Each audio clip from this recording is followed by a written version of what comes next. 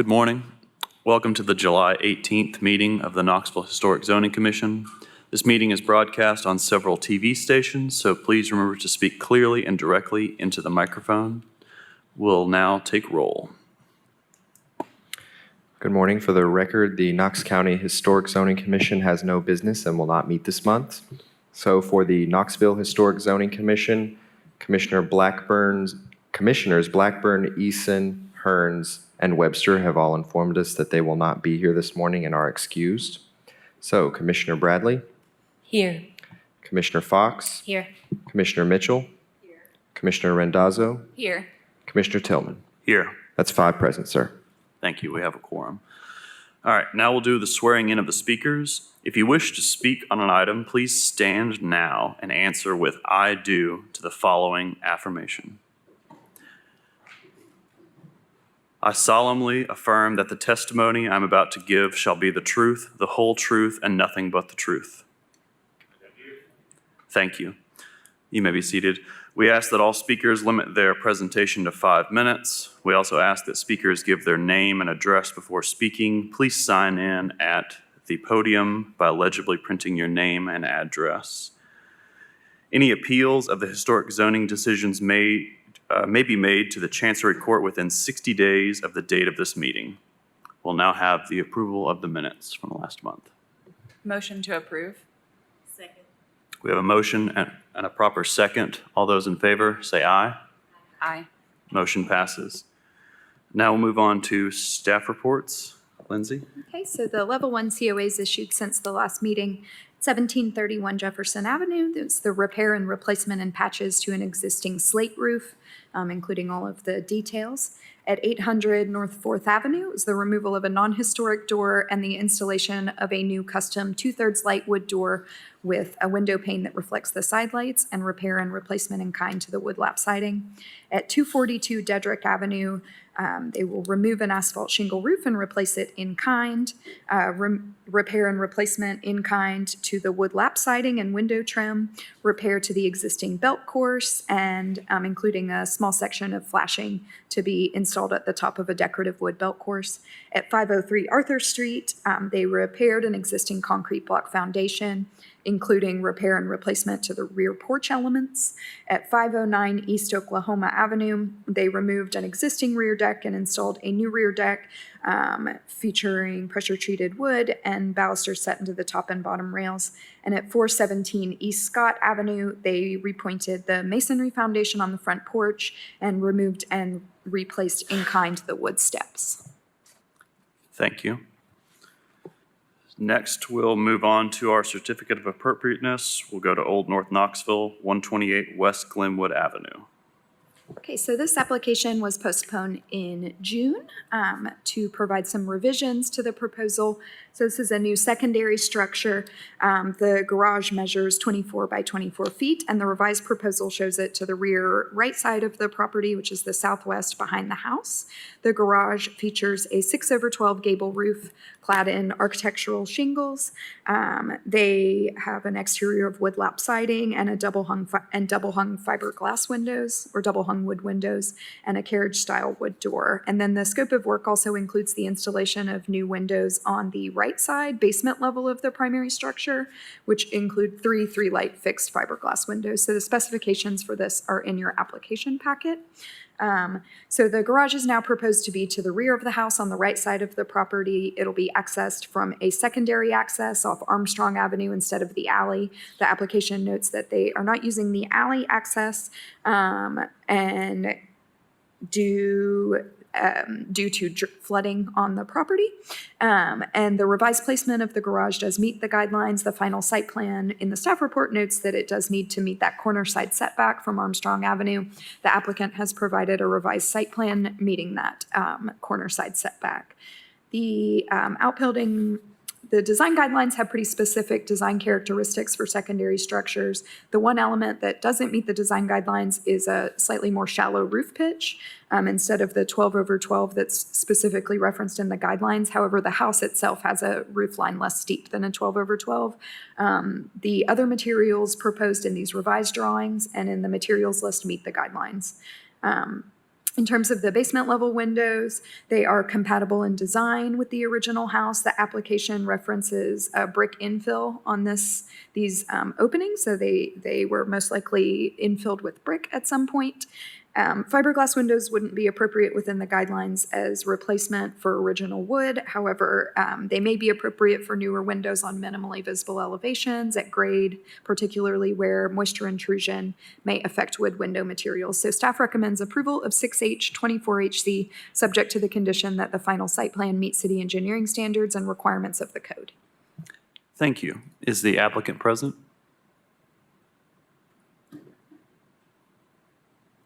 Yes, sir. I'm Ethan Fields with FE Trainer Construction, and I believe that presentation was very accurate with what we had proposed. I just wanted to clarify that the windows on the garage are called out as Ultimate Marvin Wood.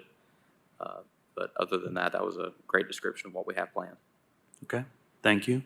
Is there any input from the neighborhood? Sean Bolin, 115 East Scott Avenue, representing Old North Knoxville. As far as the windows go on the house, we have no issue with those at all. As far as the garage goes, it complies with most of the guidelines. We do have a couple questions.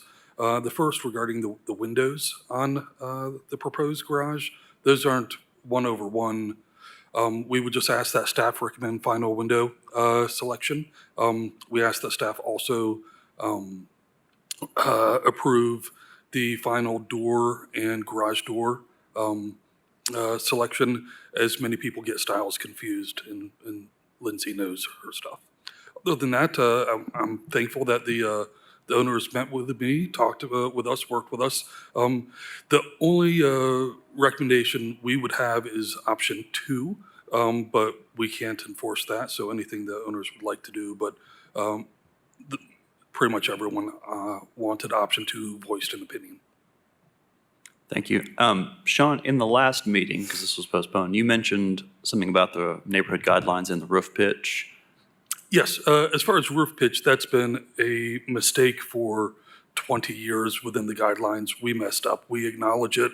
The roof pitch that they have listed there does mimic the roof pitch on the 4 square of the primary structure.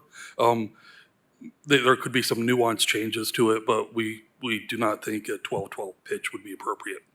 Thank you. You're welcome. I'd just clarify that application not shown on the screen does include material specifications for double hung windows and a particular garage door product. Good. Okay, I'll open up the floor for questions or comments from commissioners.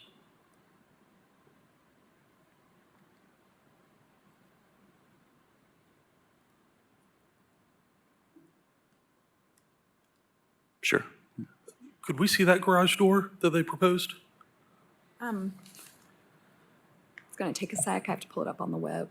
Do you Okay. need to see? Well, we're fine if you approve it, though. Great. If there's no questions or discussions, we can entertain a motion. There's not many of us today. Someone's got to do it. I'll make a motion to approve based on, wait, what is it, staff approval? I make a motion to approve based on staff recommendation. I second. There's been a motion and a proper second. Any further discussion? All those in favor, say aye. Aye. Motion passes. Thank you. Next, we will move on to Fort Sanders, 1610 Clinch Avenue. Okay, this is another case that was postponed from the June 2024 meeting. So as you guys recall, this is the proposed reconstruction of the roof line and the addition of dormers, along with an exterior rehabilitation. The existing hipped roof has a 6.5/12 pitch. The roof pitch has been revised to be an 8/12.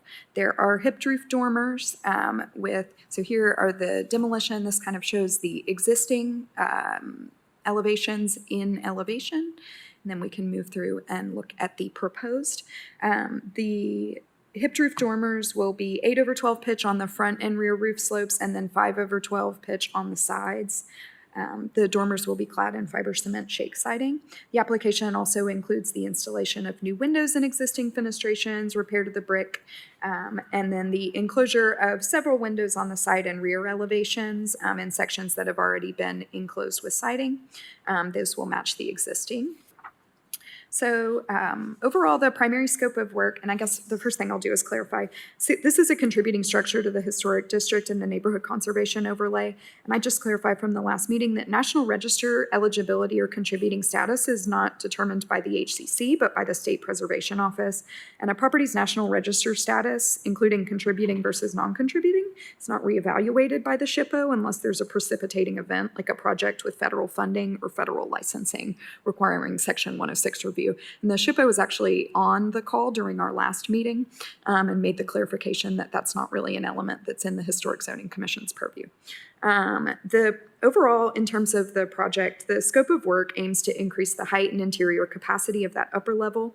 The revised addition changes the roof pitch from 6.5 to 8.5. It was previously proposed as, 6.5 to 8 over 12. It was previously proposed as 9. Overall, the 8 over 12 pitch roof is comparable to the adjacent houses, including 1616 and 1620 clinch. It is slightly reduced from the previous proposal. Dormer additions have been approved in Fort Sanders, both by increasing the size of existing dormers and adding new, along with slight increases to the roof pitch. The revised drawings show that the largest new dormers will be located on the side and rear roof slopes. On the screen right now is the roof slope. And you can see this revised dormer extends out from that primary roof line and includes an 8 over 12 pitch. So the commission should discuss the design and scale of the rear dormer. Overall, the exterior modifications are within the design guidelines. The application has revised the proposal from last month to show double hung windows instead of picture windows on the facade. And then the same staff findings apply from the last month related to parking. The guidelines do recommend that parking avoid the front yard. However, final site plans may be necessary based on accessible parking requirements and city engineering standards, and staff may approve minor revisions to site plans provided they meet the guidelines. So pending additional discussion from the HCC on that proposed rear dormer design, staff recommends approval of 6E24HZ, subject to the conditions that all masonry repair and repointing follow the Park Service specifications, and the final site plan should meet plans review and inspections and engineering standards, avoiding creating new front yard parking unless infeasible due to accessibility requirements. Thank you, Lindsay. Is there any input from the neighborhood? I did not receive updated input. Okay. Does the commission feel the need for a refresher on the input from last time, or is that even relevant? Okay, never mind. She doesn't have it. I don't have it in front of me. Okay. Is the applicant present?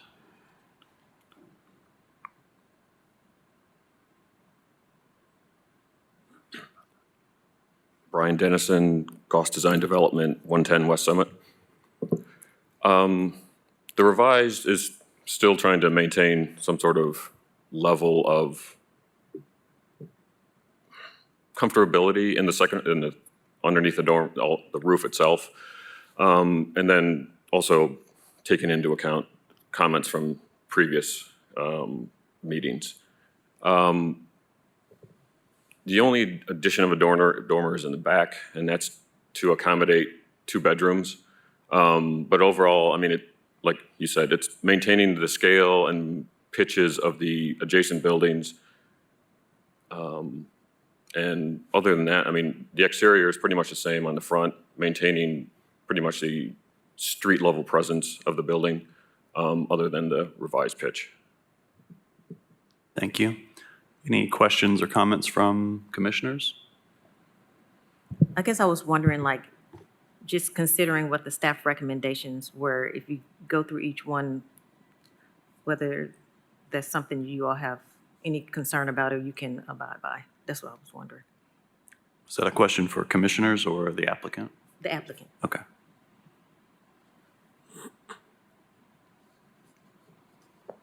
So what she was asking is, do you have comments based on the staff recommendation, any of those elements? I mean, we'll do what we can to maintain like masonry repair and repointing. And then the final site plan, we're trying to reconcile some of the parking in the front, trying to relocate them to be further back. And most of it that was driven by ADA. We were trying to provide more than what was actually required by the zoning. So we're reducing that, maintaining a lot of the street presence from the sidewalk to the front of the house. So we're trying to accommodate some of those other comments from the staff.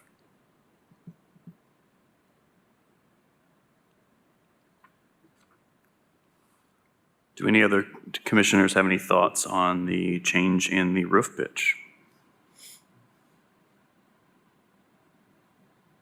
If there are no further comments or questions, we can have a motion. I move that we approve based on staff recommendation.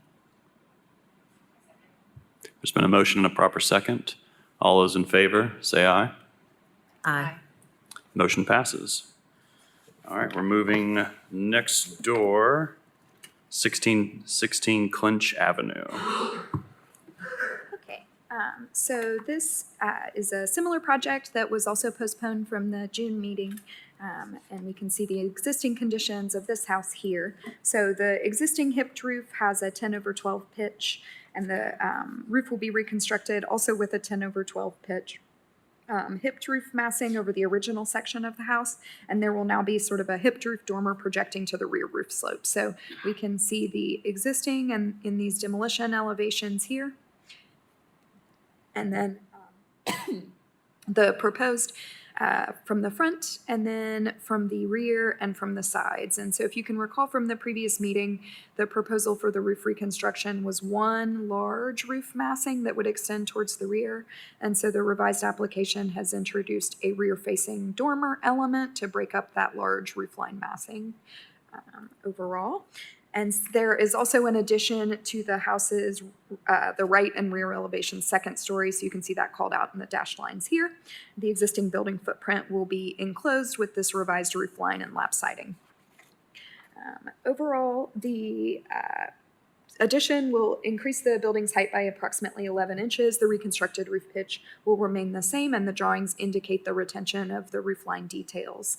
The front again, dormer additions have been approved in Fort Sanders, especially ones that are proportionate to the existing. The front dormer will be larger in width than the original. The side elevation dormers are larger in scale, and then there's a new rear one. The addition to the second story is proposed for a rear and side corner of the house that currently has a one-story low-slope roof addition. So this house has received significant modifications. That's this section here on the screen. The addition doesn't expand the building's footprint, and it will incorporate materials in a roof line compatible with the original house. And again, that roof line has been revised from the previous submission from a single large massing into a lower hipped roof dormer projecting towards the rear. Overall, the exterior elevation has been highly modified, including windows of varying size on the secondary elevations, the enclosure of this basement level, and then non-historic additions to the side and the rear. Most of the windows are proposed to be enclosed, or it's on secondary elevations. They're not character-defining features. And then on the facade, the proposed window and door modifications relate to non-original elements and will create a more symmetrical facade.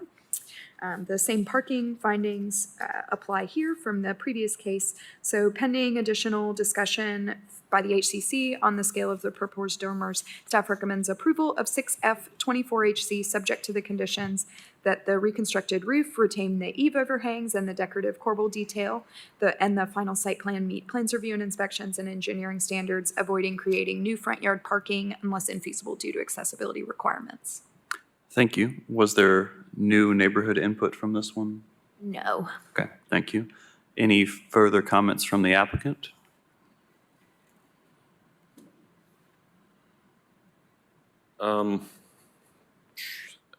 I think overall the design and the scope of the project is going to bring a little more homogeneity to the streetscape.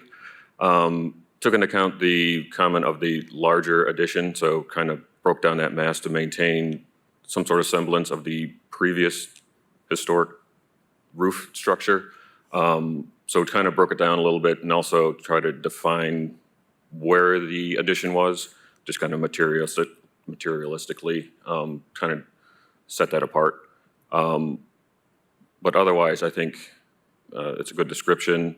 Again, parking, we're going to try and pull what's shown on the site plan to the rear of the building to maintain that streetscape. And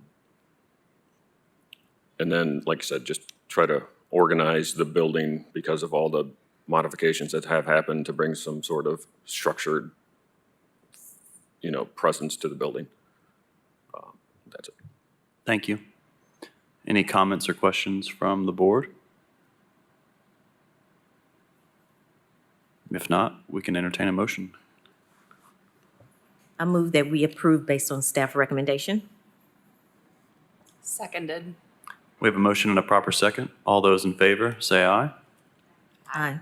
Motion passes. Good luck on your project. Thank you. And I'll give you a chance to speak when I introduce this next one. Next, we're moving on to Edgewood Park City with 1635 Jefferson Avenue. If you want to Okay. start with staff report. So this is the after the fact review of a roof replacement. So the house had an asphalt shingle roof that was replaced with a 5V ribbed metal panel roof with exposed fasteners. The roof replacement was completed by February 2024 without permits. So this house is a contributing resource to the overlay. As I said, the request for review is after the fact. The roof was installed without permits or a COA. Both the adopted and the approved set of design guidelines for Edgewood Park City encourage duplicating original materials as much as possible.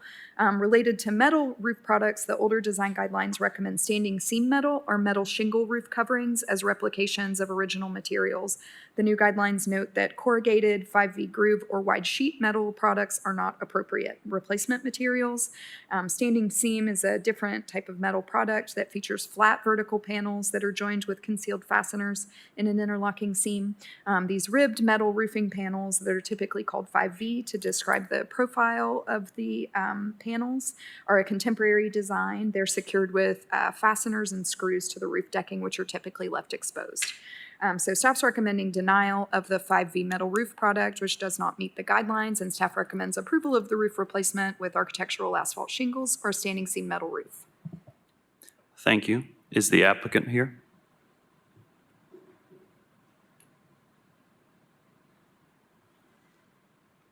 Hi, my name is Austin McLaughlin, and I live at 1635 Jefferson Avenue. And first and foremost, thank you guys for the work that you do. I'll try to be brief. I typed this up and didn't expect to be here. Living in Park Ridge is one of the greatest gifts that we have. Lisa Randazzo lives a couple houses down. Our kids are friends.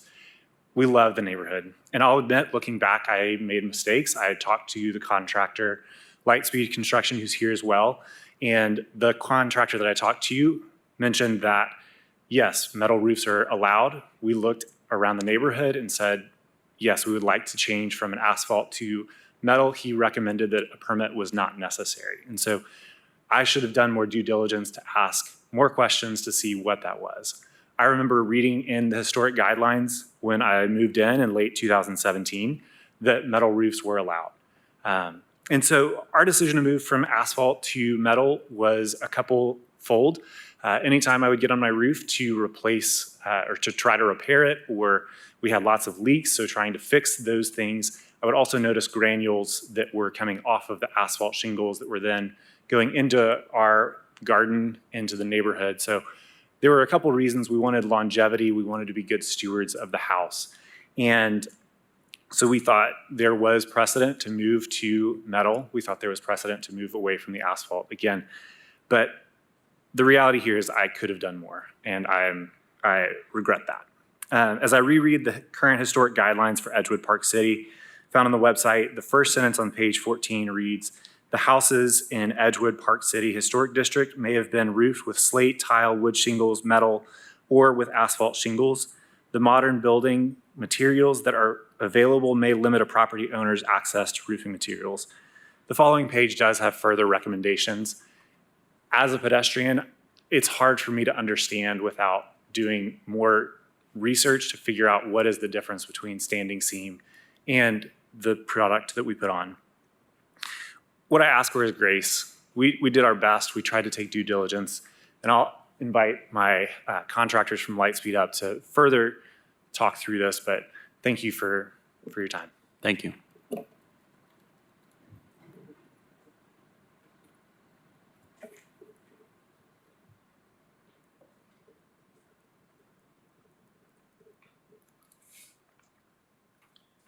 Good morning, Commissioners. My name is Billy Price. I'm with Lightspeed Construction. We are at 1532 Washington Avenue. If you'll note, we're not only here as contractors, we're also a part of Park Ridge. So the materials in question are misidentified in our inspection report. It's identified as 5V. That is not 5V roofing. 5V roofing is a material that's typically used on barns or sheds that has distinct two, then a space, then a one V channel, then a space, then another two channels. I did bring a piece of classic rib, the same material, but since we have the photo, I don't think it's necessary to put it up. Classic rib was created as an alternative to standing seam in the mid-19th century or 20th century because standing seam is not affordable to everyone. There are several elements within the guidelines I'd like to speak to. First is the material misidentification. That's not 5V. We'd like you to reconsider the inspection report based on that alone.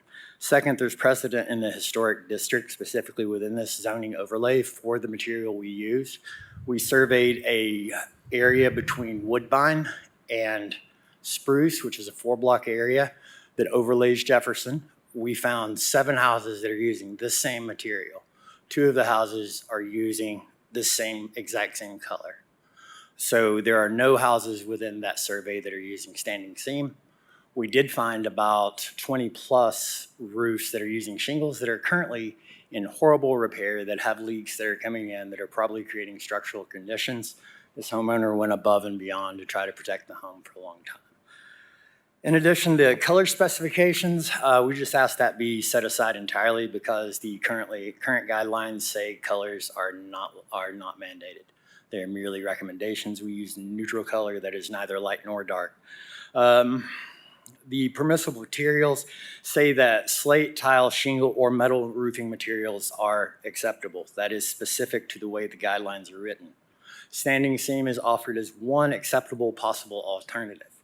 The guidelines further state that if original materials can be sourced, we should do that. If the expense is unreachable by the homeowner or is just extravagant, then a suitable replacement or alternative material should be found. Classic rib is exactly that. The guidelines state that if any materials are put onto a house that are not historic, they should be reversible in the future. Classic rib is reversible, and it's much easier to reverse than standing seam, and it's much less destructive to reverse it than shingle. The homeowner is experiencing several issues with leaks that were popping up intermittently all over the house, indicating that a shingle roof probably would not have solved their problem. So we would submit that we worked within the guidelines to create the roof that was acceptable. The homeowner is happy with the roof, not just accepting it. They're happy with it. It's what they wanted. Other people within the neighborhood have complimented us on the roof. They've also complimented the homeowner. I have the specific addresses of the houses that we surveyed if the committee wants those. Otherwise, I'll just assume that I've said enough and entertain any questions you might have. Thank you. Did you want to? Why did you believe that a permit was not required for a re-roof? Permits are written in a very confusing way within the permitting guidelines. It's written with a double negative inside of the statement. Permits are not required for roofs with the exception of, and then it goes on to state some things that are structural changes. Changing a roof material overlay is not a structural change.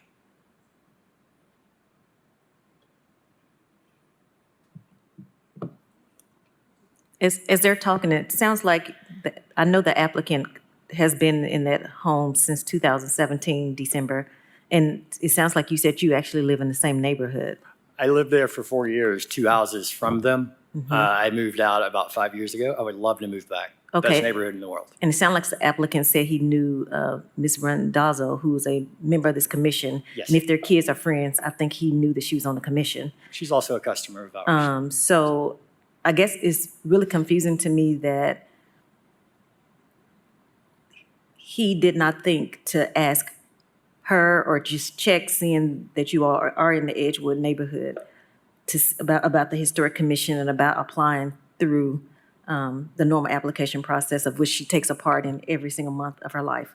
So that's kind of perplexing to me. And then as other people ask you questions, you said it wasn't a 5V metal roof. What kind of roof did you say it was? Classic rib. A classic rib, okay. I'd like to ask Plans Review to respond to the comment by the applicant about the permit process, if y'all could speak to that. So a permit is required for a roof. Any further discussion about permitting or building requirements for residential buildings, I'll refer to James Tente, Chief Building Inspector. Okay, I think that's sufficient. Were there comments from the neighborhood rep? So David Nix from the neighborhood said that they are in support of staff recommendation, and they also they requested clarification from Plans Review and Inspections when a permit is required. So I should disclose that I am friends with the applicant. I've also used Lightspeed Construction for a roof in the neighborhood. I did experience issues with the permit on that roof as well. And from other neighbors, I've heard that it feels unclear whether it is or it's not. It's not what I do professionally. But there does seem to be confusion in the historic neighborhood when we need a permit to do repair work on a roof. I did talk with David Nix, even though he's not here today. He had questions about a roof 5 doors down from the applicants. It's the same color. It's the same material. It was owned by David Anderson, who was the neighborhood president for over 8 years. And he also served on Knox Heritage's board and worked with Knox Heritage at the time to find a suitable replacement roof. And he cited historical precedent for metal roofs. He actually had a metal roof under his asphalt roof. And I'm bringing this house up because it's very similar to this home and on the same block. But he said in the conversation 18 years ago of putting that roof on their home, they discussed how the historical metal materials that were present 50 years prior were no longer available to us. And our current guidelines leave a lot of room for discretion when talking about metal. However, our new guidelines that have not yet been approved they provide that clarity. And I feel like this house was caught in the middle between the unclear guidelines and the guidelines that should hopefully prevent this from happening in the future. It's caught in the middle, but it's not, the rules haven't been adopted, so they're not under the new guidelines at the same time. So to clarify my comment, the current guidelines that are approved just say that metal roofs are approved and it names standing seam metal. However, the new guidelines go a step further and they say that corrugated, 5-groove, or wide sheet metal is not appropriate. And we've had this conversation in the neighborhood for a while now because it hasn't been clear. Yeah, I wish that this could have gone through a different process though from the beginning. In hindsight, permitting would have been an amazing way to go. I'm happy to have that clarity now. We're just, we're kind of throwing ourselves on the mercy of this committee and saying, hey, we're sorry that we did mess up on the permit, but we did try to reach, congruence with the Historic Zoning Commission's wants. We looked at precedent within the neighborhood, we looked at colors within the neighborhood, and we looked at both sets of guidelines. And there are only 2 roofing materials that are ruled out according to the guidelines. Those are fiberglass, corrugated fiberglass, or corrugated metal. 5V is not even ruled out. The examples that you cited, are those within the historic overlay? Yes. And do they have a proper certificate of appropriateness, or are they pre-existing non-conforming? I don't know. I went down the street looking at other homes that looked like the same roof. I did a general lay. And these homes are not just within the same historic overlay. They are on the same street within 4 blocks of the same house on both sides of the house. They're it's houses with the same roofing materials. challenging to refer to a survey of the neighborhood, but in particular because the overlay, the historic zoning overlay in Edgewood Park City is significantly smaller than the National Register District. So the streets that he referenced, Woodbine and Spruce, are not in the overlay. They're significantly west and east. Also, some other roofs may have been installed without permits and COAs as well. Yeah, 4 blocks can get you a long way out of a historic overlay. As a point of order, those streets are 1 block to the left of this person and 3 blocks to the right of this person. So this person is in the middle of those streets. They have brown signs. They say historic zoned. So to any layperson, they appear to be in the same historic zone. Can you repeat that last part? To any layperson or even a contractor, they appear to be within the same historic zone. And it's worth adding, the contractor that told Mr. McLaughlin he didn't need a permit is no longer with us. Okay. So Yeah, I think that's one of the big discrepancies here is layperson. If I hear that a homeowner bought a house in 2017, reviewed the guidelines, and saw metal, I think that's sufficient knowledge and due diligence for the average homeowner. It's a difficult process to buy a home as it is, especially in a historic neighborhood. And that's why homeowners rely on contractors, architects, engineers, and neighborhood leaders for specific guidance. And I think that's where the failing is here. yes, Mr. Tillman, that's why we went to the historic zoning guidelines and made sure our roof fell within that. So, Okay. and then we check specifically, the materials are not just similar to the material we use. The materials are the materials that we used. And if I can back up a little bit, what is the visibility of this roof? There's no site plan here. I didn't get a chance to drive by. Is this a front porch, a back porch? It's the whole roof. The whole roof, Yes, okay. sir.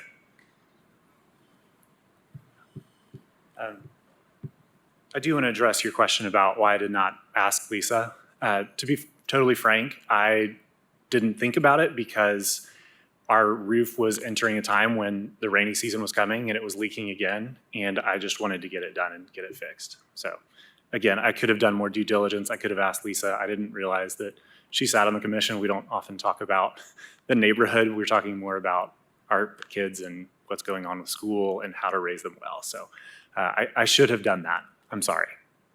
I will say I keep my role on the commission a secret from my neighbors. We didn't know it until this morning, actually, and you are our customer, and we had the issue. So Yeah, but it is public information. You can just Google her name and it comes up. I don't always think to do about that when we're estimating projects, but I understand, Ms. Mitchell. So we have two representatives for the application here. Is it your sole application to leave existing? Do you have any alternatives? We want you to approve existing because it matches the guidelines, it meets the historic zoning requirements, and it has precedent in the neighborhood. Okay. Has the homeowner paid in full for this roof? Yes, they have. Okay. Yes, they have.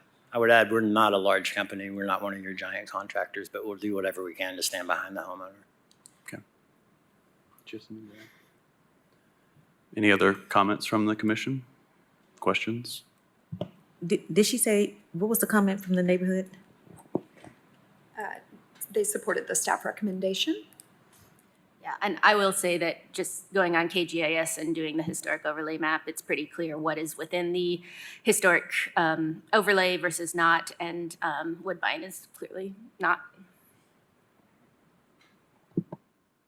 Did I say Woodbine? I'm sorry. I said the wrong street, not Woodbine. The street that runs from Magnolia to Jefferson, Winona. My apologies, point of order, I said the wrong street, between Winona and Spruce. In general, surveys of neighborhoods isn't always the best practice for appropriateness, but when it is, we like to see specific examples, photos, things like that. Again, it's not the best way. The best way is to read the guidelines. Houses are different styles. They're built at different times. It's not always the best resource. I have the addresses if you would like them, but I don't know if that'll help. I have the addresses for the houses that have the same type of roof. Okay. Should you need them? It appears to me like the real issue with this roof are the exposed fasteners. And when I think of what the intent was in the guidelines, it's one, aesthetics, not having to see the fasteners, and then two, durability of the product, making sure that there's not leaks. Anytime you put a hole in something, there's potential that it would leak. I'm not sure how valid those concerns are in this situation. From the street, you know, you can't see the fasteners. The same way, it's hard for us to tell in the neighborhood who has the, if it's not 5E roofing, I'm not sure what it's called, but the difference between the standing seam and the other type of metal roof is hard to tell from the street. And I would point out there are no standing seam roofs within that surveyed area. None whatsoever. All of the metal roofs are classic rib. So.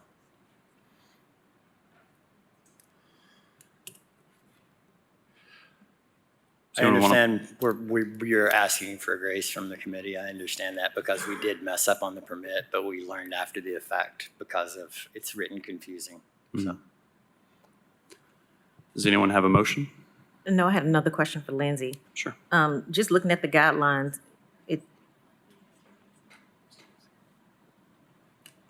when it talks about metal roofs, is number 4 all we have on that? Yeah, I think the property owner referenced the introduction section of the design guidelines, which does just say metal in general. And then the applicable guideline for number 4 just says asphalt or fiberglass shingles can be appropriate, as are slate and standing seam metal or metal/wood shingle roof coverings. As a point of order, the guideline says metal, and then later says that it is a suggestion, not a requirement. Excuse me. Yes, sir. Can you please not interrupt staff? As you wish, sir. Okay. Can you repeat what you're saying? No, I just repeated the design guideline that's in the, and that was it. Okay. Typically, a point of order is made by a commissioner in regards to rules, not by I did the witness. think she was finished. I'm sorry. I wasn't trying to interrupt. And you may be seated. The commission is deliberating. Thank you, sir.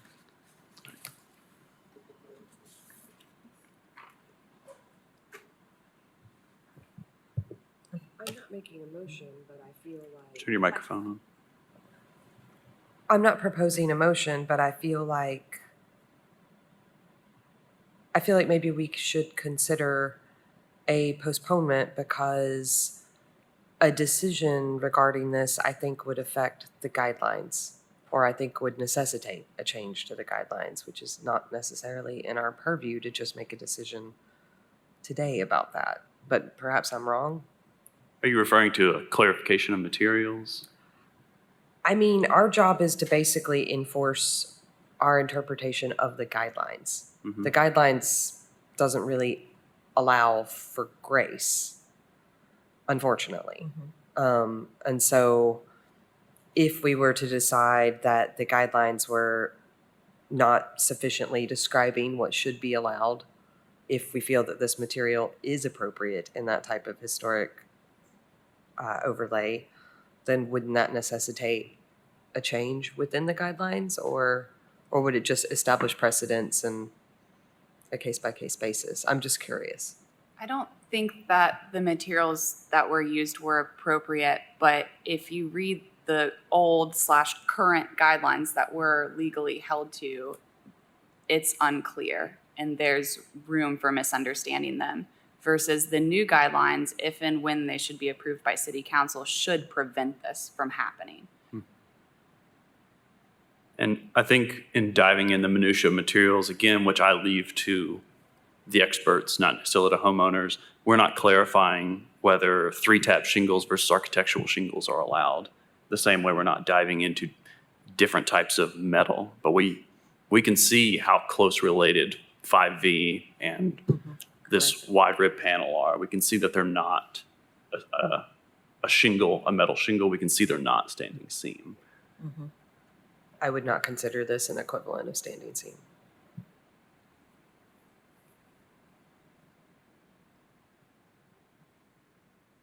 But you would consider an equivalent to 5V though? Yeah. Okay.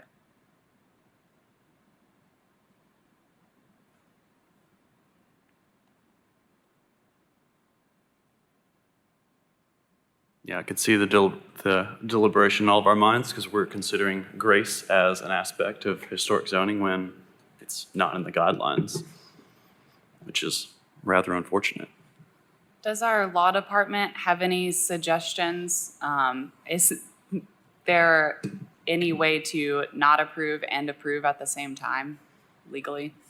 Jury To nullification. say that we are not giving future precedent for this to be allowed, but this is like a one-off fluke thing?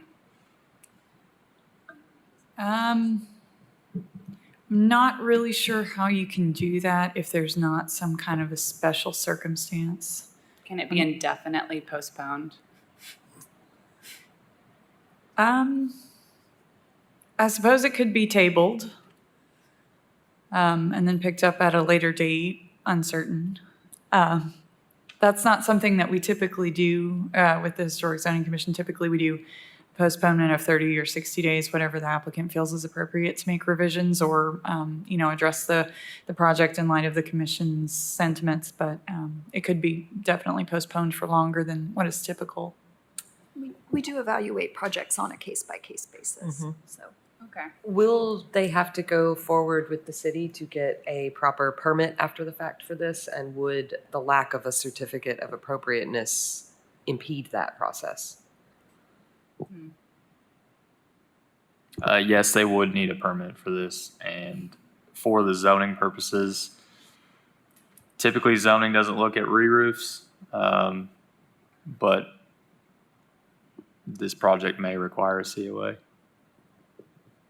In 2017, Mayor O'Hara indefinitely tabled our updates to the guidelines, and I find that. Well, it was the expansion and the guidelines at the same time, so it might have been collateral damage, but I think it's ironic that that was tabled, and I feel we are still dealing with the results of that today. And as a insight for the applicants, the times that we spend the most on applications and struggle the most, they're always after the fact reviews. This is typical.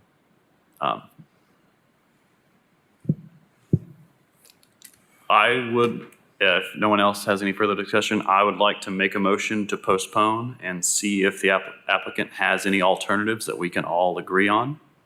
That may be a long shot, but I think it's worth attempting. We can sit here and hash out different materials and look at examples, but I think it's hard to design a building that fits historic zoning in a committee. Really, we want a thumbs up or thumbs down what you present. And looking at our comments here, it doesn't seem like this is something we would approve, just my guess. So I think it would be very helpful to hear neighborhood discussion, and I think that our committee could put more weight on that with the current situation of our guidelines. So at large, at a neighborhood meeting, if people were to say, we really don't like this, but we agree that we're okay with this at this time, that could give us grounds. Yes, I think in my neighborhood in Old North, we have specifically voted as a neighborhood organization in favor as a recommendation to this board, and the board has heard those. But with that, I'll make a motion to postpone this application. I second. There's a Postpone motion, for how long? Right. 1 month. Yeah. Or whenever they submit a new application. I second. All right, we have a motion and a second. Can we have a roll call vote, please?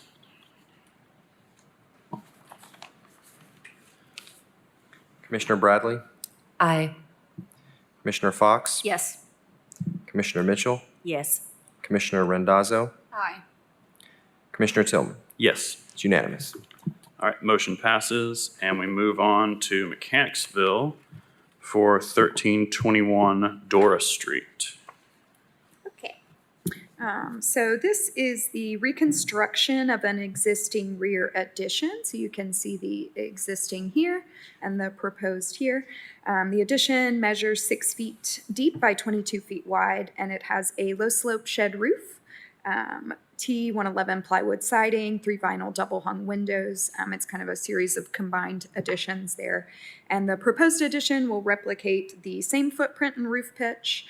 It'll have an asphalt shingle roof and an exterior clad in fiber cement shingle siding that's intended to simulate the asbestos siding on the primary house. So some of the comments: overall removal and reconstruction of that deteriorating non-historic rear addition is appropriate. The footprint won't be modified. The addition is compatible with the primary house in mass and scale.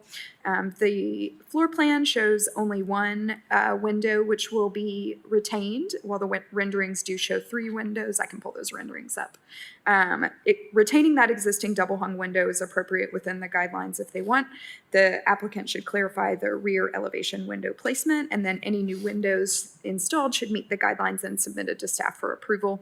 If this existing door is not retained, any new doors should also be submitted to staff for approval.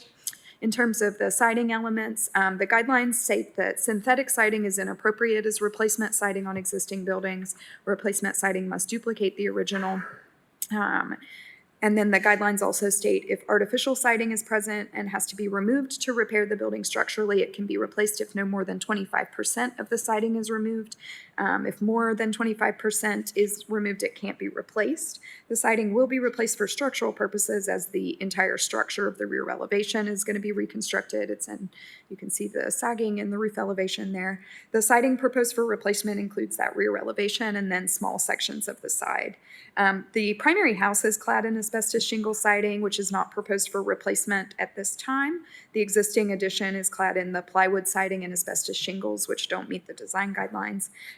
Recognizing the minor scope of the repairs and the lack of original siding on the building, the installation of a small section of fiber cement siding to match the asbestos shingles won't further detract from the house's integrity, and then replacement of the asbestos shingle siding would require further review by the Historic Zoning Commission and need to meet the design guidelines, which call for wood. So staff's recommending approval of 7D24HC subject to the conditions that the applicant provide clarification on any rear elevation elements with any new windows or doors to be submitted to staff for approval.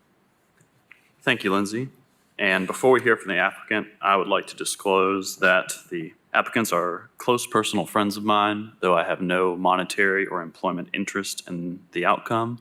And with that, I'll welcome either Joel or Carly up to speak. Or both. Good morning. I'm Joel Brogan. I'm a co-owner of 1321 Dora Street, and I also live in the old Mechanicsville neighborhood. I have no real notes on what was presented here. This all sounds correct. As far as the repairs go, what we're attempting to do is save the house from further damage. It's incurred years, if not decades, of water intrusion damage, and we want to prevent that from further damaging the house and save it from completely melting in the case of water intrusion. The 2 windows in the back that require clarification, I believe that was perhaps an oversight on our application. Those 2 windows we plan to reuse in the repair. The reason why we had explicitly pointed out the window on the far right of this image here is is due to its historic nature. It is one of the original double hung windows in the house. So we wanted to ensure that we were clear that that window was being saved and would be used and in the repair of the back of the house. And I'm happy to answer any other questions also. Thank you. Is there any input from the neighborhood? Yeah, so Carly Herod, one of the property owners, does typically represent the neighborhood. So I have a written comment from the neighborhood board. They are supportive of the staff recommendation and wanted to clarify if you are curious as to the determination regarding the fiber cement siding that simulates the existing asbestos siding. They concluded it is appropriate for several reasons. Retaining the conformity of the asbestos siding for the entire house would look better than replacement with wood siding on just the rear addition. The replacement material is in the rear and difficult to see from the right of way. The material is durable and has a long lifespan compared to other synthetic materials such as vinyl siding. And the proposed material will match the design of the entire house and retain a type that showcases an improvement when asbestos siding was commonly used. They believe those factors differentiate our support for this application compared to a recent past application for vinyl siding in the neighborhood. Okay, thank you. That was very clear input. Any discussion, comments, questions from the commission?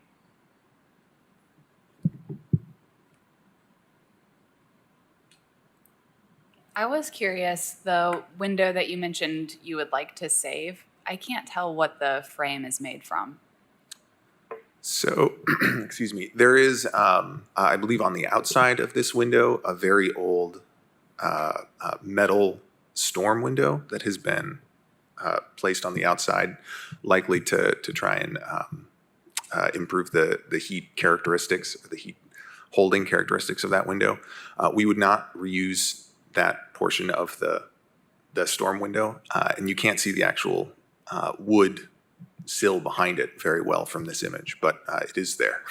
Okay, very good. I wanted to make sure you didn't go out of your way to protect an aluminum window. I would like to make a motion.